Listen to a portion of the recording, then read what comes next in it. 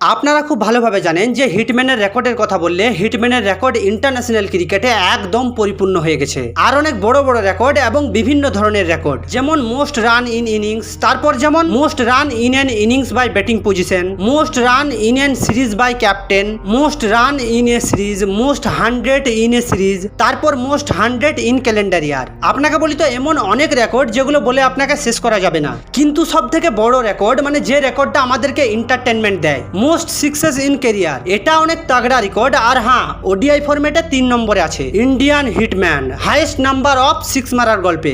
সে ODI ফরম্যাটে 323টা 6 মেরেছে। এবং আমি যদি আপনাকে সব ফরম্যাটে মিলিয়ে বলি, যেমন ODI, test, T20, all international cricket, তাহলে রোহিত শর্মা সবার থেকে বেশি 6 মেরেছে। হ্যাঁ, সবার থেকে বেশি। আমি যদি আপনাকে সব ফরম্যাটে তার 6গুলো কাউন্ট করে বলি, তাহলে সে সব ফরম্যাট মিলিয়ে 6 মেরেছে 612টা।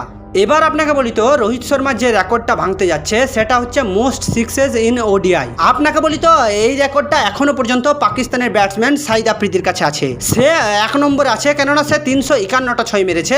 নেক্সট নম্বরে আছে ক্রিস গেল, যে 331টা 6 মেরেছে। আপনাকে বলি তো 3 নম্বরে আছে, মানে তারপর আছে রোহিত শর্মা, যে 323টা 6 মেরেছে। এবং আপনাকে 4 নম্বরের কথা বলি তো জয়সূর্যা, শ্রীলঙ্কার ব্যাটসম্যান, সে 270টা 6 মারে। এবং 5 নম্বরে মহেন্দ্র সিং ধোনি, সে 229টা 6 মারে। এবার আমি আপনাকে এটাই বলবো যে রোহিত শর্মা এই রেকর্ডটা ভাঙতে পারবে কি না। তো চলুন, এখানে সবার আগে আপনাকে এটা বুঝতে হবে যে শাহিদ আফ্রিদি কতগুলো ম্যাচ খেলেছে।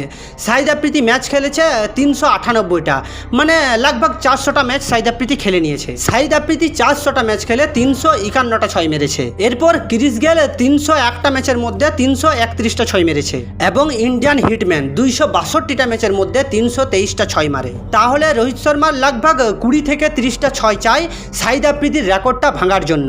এবার আপনাকে বলি তো রোহিত শর্মার আছে না নেই এই রেকর্ডটা ভাঙার জন্য। আপনাকে বলি তো বর্তমানে রোহিত শর্মার কাছে ফিটনেসও আছে এবং টাইমও আছে। কোনো রিজন নেই যে রোহিত শর্মা এই শাহিদ আফ্রিদির রেকর্ডটা না ভাঙার। আপনাকে বলি তো এখন রোহিত শর্মার 6 323, আর রোহিত শর্মাকে যেতে হবে 352 পর্যন্ত।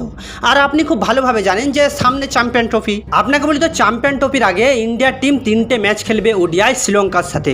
তারপর আপনাকে বলি তো ইন্ডিয়ার টিম 3টে ম্যাচ খেলবে নিউজিল্যান্ডের সাথে, সেখানেও কিন্তু রোহিত শর্মা থাকবে। আর আপনাকে বলি তো এই সিরিজগুলো হচ্ছে চ্যাম্পিয়ন ট্রফির আগে। এই সিরিজগুলো খেলার পর সে চ্যাম্পিয়ন ট্রফি স্টার্ট করবে। এবার আপনাকে বলি তো চ্যাম্পিয়ন ট্রফির মধ্যে 5টা ম্যাচ তো হবেই।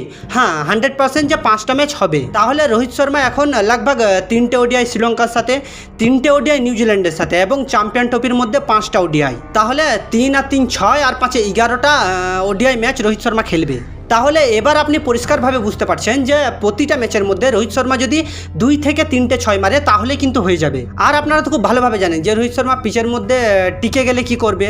সে 2 থেকে 3টা নয়, সে 10 থেকে 15টা 6 মেরে দেবে। কারণ আপনি তার পুরোনো ম্যাচগুলো উঠিয়ে দেখে নিতে পারেন যে সে পুরোনো ম্যাচগুলোর মধ্যে কি করেছে।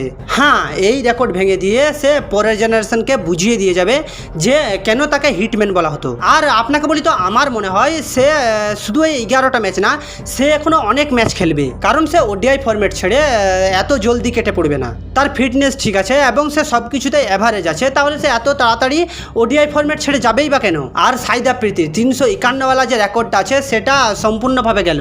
তো চলুন, আজ এইটুকুই। দেখা হচ্ছে পরের ভিডিওতে। আর আপনি যদি এই চ্যানেলে নতুন হয়ে থাকেন তো দয়া করে একটা সাবস্ক্রাইব করে যাবেন। আর ভিডিওটা যদি আপনাকে ভালো লেগে থাকে তাহলে প্লিজ একটা লাইক করে যাবেন।